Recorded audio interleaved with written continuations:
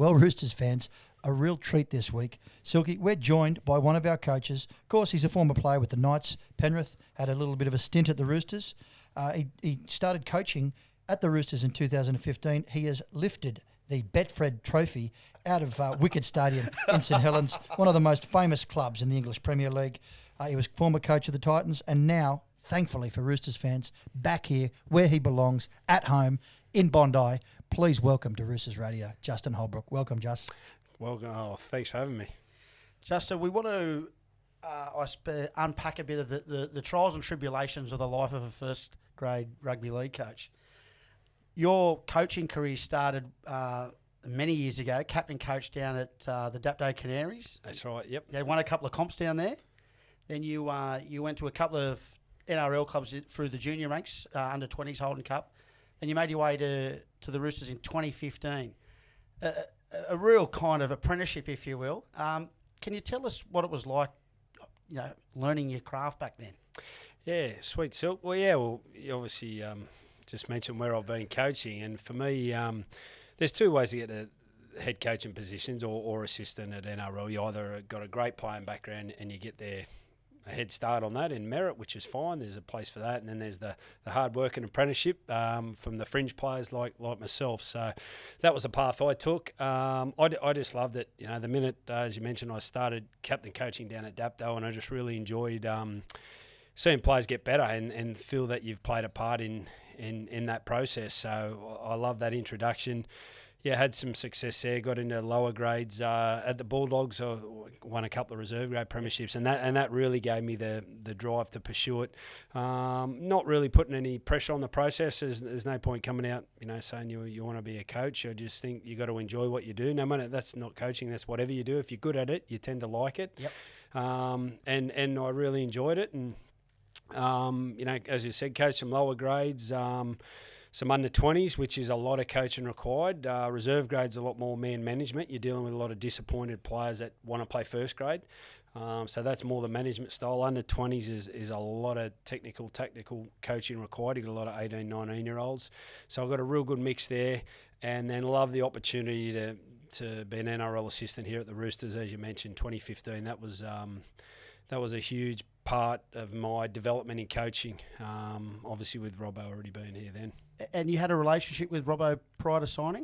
Oh, slightly. He's got the best memory in the game, and actually where I grew up at Rugby, he was cousins with the people that lived over the back, so he remembered coming over there, but I couldn't remember, would have only run into him a couple of times. So I was lucky he'd sort of followed my coaching path, I guess, and and give me the opportunity to come here. So that was where I probably did the most learning, because as a coach, if you're the head coach, you're always the one, setting the instructions, I guess, setting the tone of training and how you play and who you pick. And I'd always done that from captain coach to reserve grade under 20. So you're in charge of the whole side every time. And then when you become an assistant, you're only worrying about a certain part of the game and the details of that. So all of a sudden, you're not worrying about all the macro decisions. You're just down to the minor details. So I got a lot of learnings out of that. And obviously, for myself, always growing up as a head coach, I wanted to continue that path. And it was a bit of a weird, I guess, way I got over to St Helens into the Super League. We were halfway through this year in 2017. I was fortunate enough we went over and won the Nines, which always starts off a bit Mickey Mouse. You were coaching too, weren't you? Yeah, well, Robbo let me sort of take the reins a bit. He was still there, so which was great. But you start off not taking it too serious, and then every team's there and you want to win. And we had success there, and we were back on top of the comp here. And it was just a message I got that St Helens had parted ways with their head coach at the time, and their CEO was flying out here, and I was on their radar to be one interviewed, and I'd never thought about it prior to that, and come in and spoke to Trent straight away, and had a lot of discussions with him around it, and he'd obviously had the fortune of learning his trade over there with Catalans in the Super League, so he had a real soft spot for Super League. He loves the competition there, so fortunate or unfortunate as a coach, you don't know when your opportunities are going to come. So Robbo was, I was lucky enough for Robbo to say, go and take it. And initially I hoped it was for the end of the year. And Robbo said, no, if he's coming out now, it'll be for now. So I think within 13 days of that conversation, I was on a plane flying to England. North of England. Yeah. And just all of our listeners out there in business, they're Roosters fans, are in many walks of life, and you're happy to be in coaching, but essentially it's a job. That's a huge uproot to the family. So how was that experience to have to all of a sudden leave somewhere where you've really started to learn and grow? You know, you were such a part of the furniture here. I love that Robbo just said, mate, if you love someone, let them free. And you know, you had that great opportunity. What was it like for you to transition within a 13-day period? 1 minute you're at the Roosters, next minute you're in, Wicked Stadium. Yeah, well, really strange. And I guess lucky you got a supportive wife, because that was the hardest thing. The eldest two kids have got four boys, and the eldest two had started primary school, and they were settled there. We were settled as a family. I love working here as well, so it wasn't like I was unhappy, but I did want to be a head coach, and so I guess I went there pretty excited about the opportunity, and then knowing St Helens, one of the big clubs, they were just struggling at the time. I think they were sitting about 8th or 9th and just got beat by 50 to get knocked out of a Challenge Cup, so they were in a bit of hurt, and but I didn't have a lot of time to think about that. That probably helped me, to be honest. I landed on a Thursday. We did captain's run Friday, and then of all rounds it was the Magic round that they started in England a few years before here, so they had every team in the one venue up at Newcastle. And even that morning I got up there, and Benny Barber was there at the time, and he was playing French Rugby Union, and he was coming over for the Magic round, and 4 or 5 clubs are interested in him, and then I'm off for a meeting with him over breakfast the day of the game, and anyway, I was fortunate enough we had a really good win. I think it was 45-0 over Hull FC, which is worked out great for me. A new coach coming in, and I think a lot of credibility that I'd left a great position as well. It wasn't like, you know, we were struggling or they grabbed me from anywhere. They grabbed me out of a great club being the Roosters, and then love my time over there in the Super League. Had a lot of fun there. I won't mind telling you that Paddy Power got a bit of a run from this side, but there's always a new coach coming in with a new win, so we had some fortune off it too. What was the hardest thing to turn up on an aeroplane, a 13-day turnaround from a conversation? You walk in and have that great win. You've got to immerse yourself amongst a playing group that's never met you. You've got to take over from a coach that obviously had some former legend too, right? He was, yeah. The coach that was, Cunningham? Yeah, it was Kieran Cunningham. It was probably, until we got this current era with James Roby retiring, he was the best player since St Helens have had. So you take over from Kieran. How did the players receive you, and what was your biggest challenge? Yeah, well, I guess fortunate enough for me that they had to change. You know, they weren't sitting where they wanted to sit, so they were open to change, which made my job easy initially. Had to change probably a lot of little things, but the nucleus of the club was there. They just needed a steer in a different direction and just narrow the focus. You know, they were pretty disappointed around their own fans and how they were playing, and what can happen is when you're not playing well, you can tend to do more, get bogged down, you don't enjoy it. There's all the things that go with not winning that you have to go through. And I had the beauty of not having lived that, so I come as a fresh face and said, hey, you know, I'm excited to be here, and let's turn this around. We've got 2 choices: keep going the way you're going, it's not real enjoyable, or we can start making a footy a real priority. Focus when you're here. Let's do what we have to do. Let's not do more than it. Let's not be doing video for hours, because they got caught in that rut of doing more and more. And then what helps is success. You start winning games, and they start thinking, hang on, he knows what he's talking about, and then you get easy buy-in.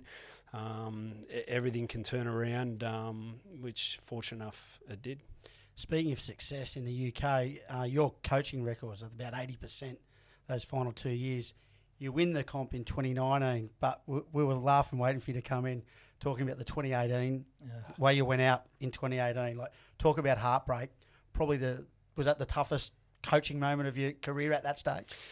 Yeah, definitely. Well, let's just take you back.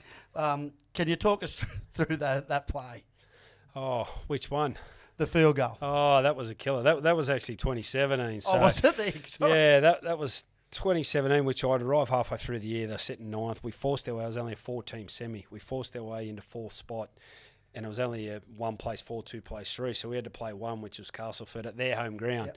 And we turn up, and I was really confident. I said, boys, we play the way we're playing here the back end of this year. We'll knock them off, and we're a good chance of this. And then anyway, we got ourselves in front, give a penalty away on full time. We didn't need to give away. It was an obstruction. We didn't have to. Went straight to Benny at fullback. They kick a goal, go in extra time, kick a field goal, and knocked us out. So that that was heartbreaking, for all the enjoyment you think you've done, to fall short was horrible. And then 2018 we finished first and played Warrington and once again in a knockout semi and got beat. So it took till 2019 to get the joys of a lot of, I guess, hard work from the playing group mainly. But you were dominant in 2019. I think you were like 12 or 16 points ahead of the second place. Like you dominated the competition that year. Yeah, and that was a great year. We'd had some disappointment, and I think now that I've moved on, I'm really proud that that's been a record. I think 120 something years over there, and finished 16 points clear of second was excellent. That's a record, I think. Yeah, it is. Yeah, which was great. But we had to finish it off, and we played our biggest rivals, Wigan, in the major semi because they changed it to a 5-team semi. Yeah, we had a really good day out, and I think we won 40-4, and we all thought we'd play them again. We thought, well, they'll bounce back, beat Salford, and we'll meet them again, and they're a dangerous side, Wigan, and they couldn't get up for that game. Salford beat them in a bit of a surprise packet, which then made them dangerous in the grand final, but we were really focused and clear, how we wanted to play and what we wanted to do, and the boys got it done. Is there any truth to what they say, just that you got to lose one to win one? Oh, definitely not. No, but we'd had our fair share of disappointment, and that playing group, I'm really glad that they've gone on to the success they've had, because they've got a great group of players like James Roby, who's just retired. Johnny Lomax was one that hadn't won one yet, and they're just a core big front group. Rower? Alex Walmsley. Yeah, that's Walmsley was great. Yeah, well, his comeback, like 2018, he'd actually broken his neck round 5, and he's the best front rower in the comp, and we kept going on winning games by 30, and we kept thinking we'd get him back later in the year, and he kept getting setbacks, was off the surgeon for a clearance, setback, and didn't get him back. So without doubt, if he makes it back, we win easy. Can I ask you, having coached both Super League and NRL, what are the differences? I mean, I love watching the games like Friday or Saturday mornings. Yep. But from a coaching perspective, I think about silly things like the shorter in goal. Obviously, that changes the way you coach. We talked about that in Vegas. But there's nuances into the game that they play in the UK that are different over here. Yeah, I guess the real obvious difference for the big clubs in England, you can play 75% some days and still get away with a win against a bottom 4, whereas NRL you can't. You've got to be on your game. Anyone beats anyone. And the away games are hard over in England. You get the crowd are so passionate, so into it. The referee, it's hard for a referee when the grounds, they're right on top of you, and they are so loud. And the singing. I mean, it's an entertainment. It really is. They get right into it like the soccer. I mean, we loved it. We went the World Club Challenge, obviously, and I think is it 15,000 Wicked Stadium? Something like that? Ken Old 18 it would have held. And loud as. Yeah. Well, that back corner. Yeah. Wow, they get into it. Terrific. We went as 2 kids from Bondi, and I walked out with the Mancunian. He was putting the accent on and shuffling around with Mike Rush. It was good. Yeah, and that's their lifestyle. They live. They're so territorial over there, north of England, and they live for their soccer and their rugby league. That's what they want on the weekend. In Australia, lucky enough to have so many choices. We want our rugby league team to win. If not, well, you go and bet on the horses, go to the beach, go for whatever. You'll have another hobby. We'll do all of those things. Do all of them. Well, on a side note, did you get to choose your football team, or were you told who you were going to go for by your players? Well, it was quite controversial because when I was working at the Roosters, we had a guy come out from Man City. He was an analyst, and he spent a week with us. He said, if ever you're back in England, come in. So I went back to England the end of that year by myself on a little coach and study trip the Roosters sent me on, which I loved, and went to Man City, and so they were my team. So by the time I landed there, Man City are coming first by 10 points. My assistant coach, Paul Wellens, was a Man City fan. No one else was following City, so the whole team think, well, they corrupted me, and I've only gone for the side coming first. So, so I copped it the whole time I was there. But loved going to those games. Liverpool games were unreal. Incredible, isn't it? Terrific. Mate, moving on, you head over to the Gold Coast. Great place for a holiday. What's it like to coach? Yeah, look, I love the challenge. I knew it was going to be hard. Wanted to coach in the NRL. Easily could have stayed in England. Love living in England. Knew the side was staying the same. We weren't losing any players, and we just finished 16 point clear of second. And so I'm thinking, I didn't feel I could keep. It wasn't going to be a challenge. It was going to be a challenge to keep winning the comp because it's hard to do. But with that core group and the opportunity to come back to the NRL, something I wanted to do. So that's the Everest, right? That's right. Yeah. That in our game, that's obviously the pinnacle of coaching. As a coach who's enjoyed success and worked really hard to get that in St Helens, let's face it, you could have won 3 comps, and things gone your way. But you've had success in St Helens, and then you leave to go to the Gold Coast. What's the difference between coaching there and coaching? Is there pressure difference? Is there subtle difference in the way the game's played? As you said before, it's the percentage, right, of the players. What did you find the hardest challenge? Yeah, I think that the pressure's the same for different reasons. Like when you're living in St Helens, like they want to win the comp, and there's a lot of pressure from the direct fans, but not externally really out of your little town. You don't see it. NRL, the pressure's more external than internal. So, you cop it everywhere. Everyone watches this. Every game's on TV. Everyone's got their own opinion, and everyone knows the game. So you cop it from a lot of angles from a pressure point of view. But in coaching, it's very similar. You're still coaching the same sport, the same teams, and you just when you go to the clubs not sitting near the top, you've got to chase them. And the Roosters, the Melbournes, the Panthers, like it's hard to see them drop it a long way down. So you've got to chase them, and I love that challenge. We're lucky enough. Well, it's funny because you go from the team coming first to the competition of the team coming last. So that's a huge difference. We're good enough that we finished 9th the first year, 8th the second. Roosters beat us by a point in the semi. And then, struggled for a year and then couldn't quite get it going last year. We had a young side. We led a lot at half-time. We got run down. So it was going to be a hard learning curve, but they made a decision to go in a different way. So that's coaching. That's it's funny because even as a coach, everyone says, well, that's part of your job. Yeah, I wanted to ask that because the burning question is, what's it like? When as a first grade coach, you're open to getting that tap on the shoulder, and I dare say you probably think, well, I hope that's never me. But I mean, it happened to you. You got a smile on your face as I put it to you. So, what is it like? Well, it's only because you don't think it'll happen to you. I don't think any coach, myself, I thought, only the crap coaches get sacked, and then all of a sudden I'm one of them. I think, oh shit, now I know what it's like. Yeah. So you just don't. Well, for all my coaching career, I started in 2005. I'd never had really any setbacks. I'd had disappointments. There's a lot of what we'd spoken about, not winning comps when you're in a position to win it or chasing them. So there's a lot of disappointments. Even under 20s, we lost the prelim final in the last play of a game. So lots of disappointments, but not to the point where I didn't think I could coach. So all of a sudden that happens, and that does knock you around. So while you said I was smiling, it wasn't in a good way. It's just. It was a horrible feeling that, but you realise so many people go through it, Yeah. So, well, we see it, and I know the fans at the Roosters. I said this to you in Vegas. It's an unfortunate situation, but you're so humble and professional that it's a loss for the Gold Coast and it's a gain for the Roosters. So how did the conversation with Robbo come about, and what did you think? Yeah, well, I guess initially he came up to play the Titans, and I just went and had brekkie with him.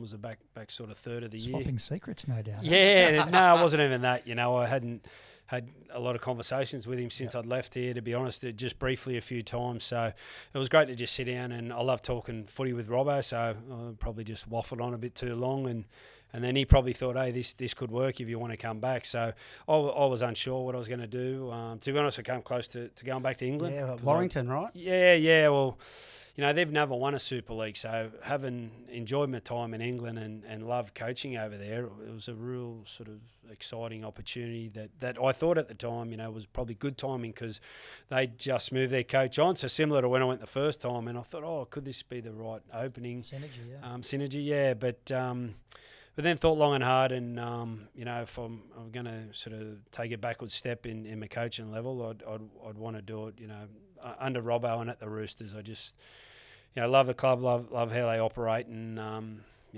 grateful for the opportunity to be back. I struggle with it taking a backward step, but probably in your own eyes, it's a backward step. But I mean the pressure is off. Right, the pressure that you're under as a first grade coach. We know another assistant coach at another club who's constantly told us, like, I'd never be a first grade coach because of the baggage and the pressure that comes with it. Well, you're the front man, so you're the lead singer. And you touched on it before. Like, it must be a lot more enjoyable coming to work Monday through Sunday as an assistant coach than it is as the head coach. Oh, yes. Yeah, I don't think there's a wrong answer there. I think coaching's coaching, so assistant, you do a lot more coaching. Yeah. Look, I enjoy the diversity of a head coach. There's a lot that goes on in that. But I'm loving my time back here, yeah. So I'm happy both ways. I'm going to challenge that, Just, what Silky just said, because I think it allows you to I think you're accountable to Robbo, and you're a piece of a jigsaw puzzle that makes a picture as other players, as other office, as is our leader and chairman. So I would say to you, the question is, I think the pressure's actually on you just as much, because if you look to that coach's box, when things are going great, we're going, yeah, that's our crew. When they're not going good, you can see all three of your faces are exactly the same as Frown. So you ride the wave with the coach, and if you've done your job and you break it down, then we have success, correct? Yeah, absolutely, and obviously you saw those faces on Sunday against Manly. But we're going to touch on that. You're yeah, not off the hook. Oh, are we? Well, so we're going to cut off before then.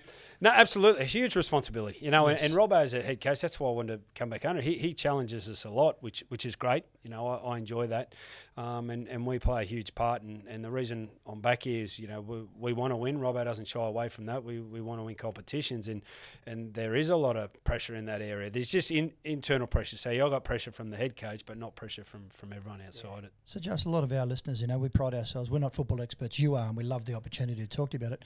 A lot of our guys are in business. We're great sponsors, Arthur's and Eros from ACFS. We've got Georgie Tahan, Icon, big players in the game. They're business people. Would you say there's a synergy between coaching rugby league or coaching a different sport and business? Because you've got leadership, you've got pressure, everyone's got a role to do. There's such a great synergy, which I think everyone loves about the game. Definitely. Yeah, you're 100% right. I think it transfers over the commercial world. It's all about management of people and getting them to motivate. It's our job to inspire them to for whatever company you're working for, to want to do a good job. And then if you do have success, it's all about praise. People repeat what they're rewarded for, so praise them, and then sport's no different to business, absolutely. What's the hardest thing about being a coach, whether it's assistant, head coach? What's the hardest thing, do you think, the biggest challenge?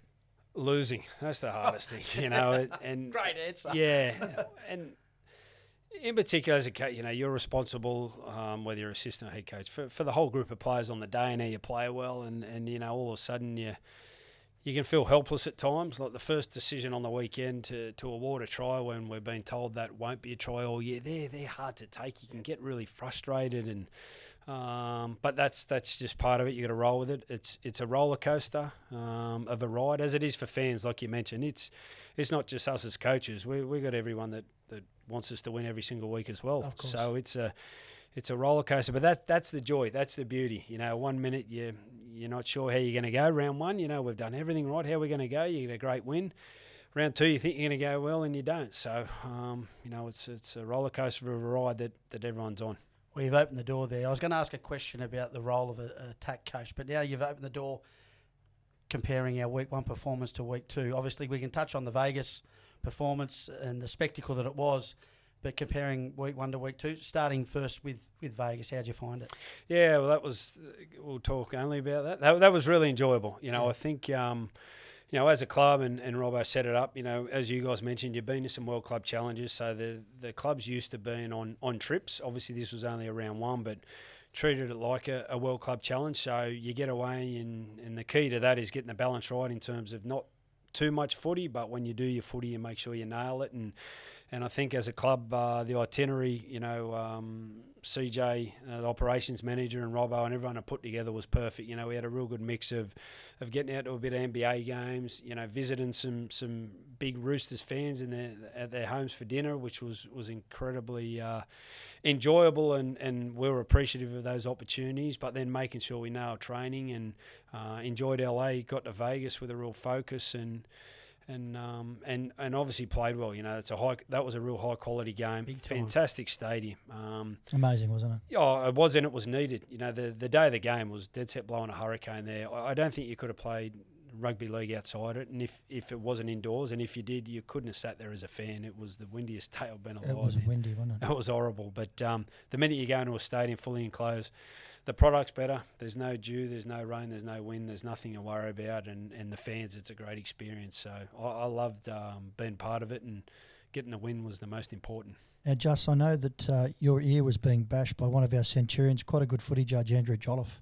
who sits up in chairman's, and when I spoke to him afterwards, he said he was just giving a few insights for what to do for the game. Is there any truth to that, rumour? Oh, absolutely. Yep, everything AJ said that day worked, and I don't know if he's claiming round 2, but I spoke to him round 2 He said as he didn't see you for 2 weeks after he was skiing, but he'll claim round 1, and good on. We had a good time there, but from an NRL perspective, just as a part of the NRL.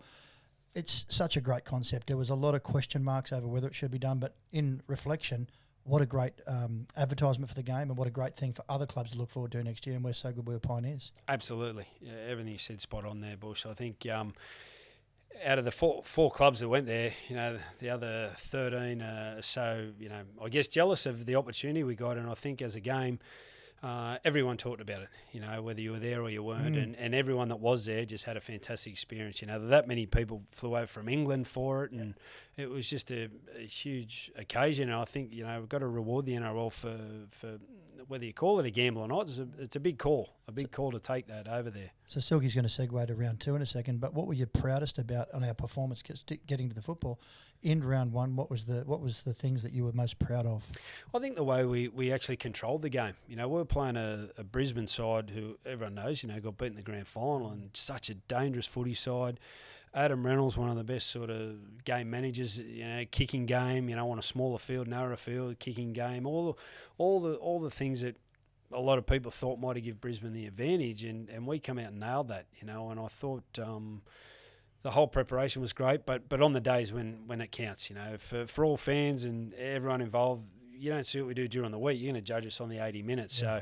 So, and that's understandable. So for us to go out, and I felt like even though the score was close, I felt like we were really in control of that game.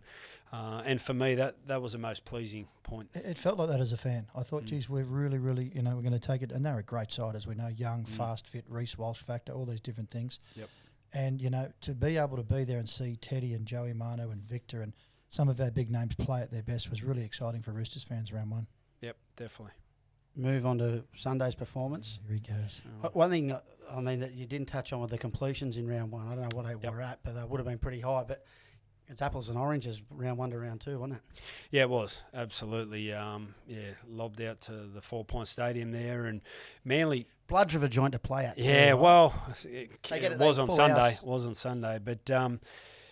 Similar in a way to Brisbane, like really dangerous attacking side that, we did a great job round 1 and nullify Brisbane, but unfortunately we did the opposite round 2. We gave Manly all the ball, and while our goal line defence was actually excellent, we defended 2/3 of that game, so it was really good. And to be honest, to keep the 7 points, 3 tries each. Yeah, it was. They're the positives, right? They're the positives, but we never gave ourselves a chance of winning. We were ugly. At no stage were we had any control in the game. I felt like round 1 we controlled the whole 80, well, not the whole 80, but in control of the game. We never looked in control. We didn't build any pressure, We didn't build any pressure. We played high risk and made too many errors and then put too much pressure on our defence. All us cafe and pub experts are saying, I wonder what Robbo and Holbrook are thinking on Monday. What were Robbo and Holbrook thinking Monday? Yeah, well, and Kingy? Exactly what you boys were thinking. It was all obvious for everyone to see. So yes. we went from one extreme to the other. And I guess that's the part of coaching that, it's hard to get round 1 and then go, okay, let's do the same thing, because all of a sudden you think it becomes easy, but it's not. It's hard work to get up and deliver that same performance again, and as much as you can talk about it, you've got to go and create it again, you've got to start it again. For whatever reason, we just felt it was going to happen, and it clearly didn't. I've got to ask, from a fan's perspective, was the travel an issue, do you think, in hindsight? Just the disjointed prep for round 2? No, not an excuse? No, not especially having the week off. No, but in hindsight, I looked at the other game was the Thursday night game when Brisbane played South. They were the two teams coming back, and that was reckless. That was the most reckless game of footy I've watched, and unfortunately for us, we played the same way. That's my question. Yeah, Manly didn't. Manly didn't have an excuse, and they absolutely nullified everything we had. And never clunky themselves, though.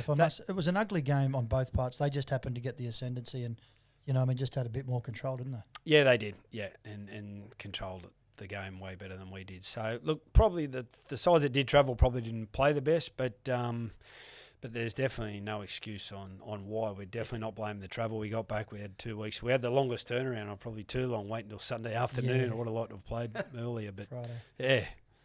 Just, I guess the good news is we can't do anything about last week, but we surely can this week. It also coincides with our greatest rival. It opens up another chapter for Russell to pull out the old Pontiac pen and write a book of feuds. Jared Waerea-Hargreaves plays his 300th. What an amazing achievement for a front rower, and what an amazing player he's been for our club. How do you sum him up? Yeah, interesting. My opinion is quite funny on Jared, because you see the way he plays, and like a lot of sports, you think that's who they are off the field. And when I came here in 2015, I reckon it took me 6 months to work out he was a good fella. I kept thinking, is this bloke fake? Is he banging this on? Like, he can't. He's that good a person, like just a champion guy that typifies a player you want to play with. Absolutely rips in and doesn't give you an inch on the footy field. Plays as tough as you can, but an absolute champion off the field. So for a front rower to have those traits, I'm so happy for him to 300 NRL games and not far off that being 300 for the Roosters. So he's got 7 or 8 to go. So Hey, Justin, how do you coach against him? Yeah, well, because look, I mean, to a man, as Roosters fans, we all love him, but I think when opposition clubs come up against us, if you had to put your villain for the team, I think JWH should be number 1 for all the other teams. So it'd be interesting to get, you've been on both sides of the fence. Do you have to? Is there a style or something you're trying to bait him? Is there anything you're trying to do? No, it's a bit tricky. Yeah, you don't want to fire those blokes up. Yeah. Oh, it's all right if he, because he's the spiritual leader too, right? Absolutely. And he gets all the boys behind him. Yeah, that's right. So look, they're hard to coach against those guys, and the role that they play, it's not like you can. If they're a half, you might be able to go and put pressure on them and upset their game, or put a shot on. You can't hurt the big fellas. So there's not a lot you can do except tire them out. So that's what you got to hope for. But yeah, terrific. Lead from the front example, and as you guys mentioned, what a fantastic achievement. And to do that against the biggest rivals, look, for us, short turnaround. That's a good thing. You haven't got a lot of time to dwell on it. You've got to try and get your review done, which we've done. Now it's clear, move forward and get it right Friday. They probably have a better turnaround, but that's irrelevant once Friday night comes. It's a really important game. Obviously, a lot of pressure on South as well. Yes. They're 9-2 and copping a bit as well. So that makes it more dangerous, absolutely. But for us, we've got to worry about playing well. And as we just spoke about, we've had two extremes, one excellent and one really disappointing. So I love his experience and I love what he brings for our team. But, it's unfortunate. So seeing him do a great job. He's a great runner of the ball. And as I mentioned, he's a tough little player. So he'll do well for us on Friday. Yeah, well, mate, we want to wish you the best. We want to thank you so much for your accessibility and the time. I know the fans are rapt that you're here at the club, and long may your tenure live. And obviously, let's hold that. Let's work towards getting that trophy at the end of the year. Absolutely, we will. Thanks for having me. Thanks very much, mate. Appreciate it. Cheers.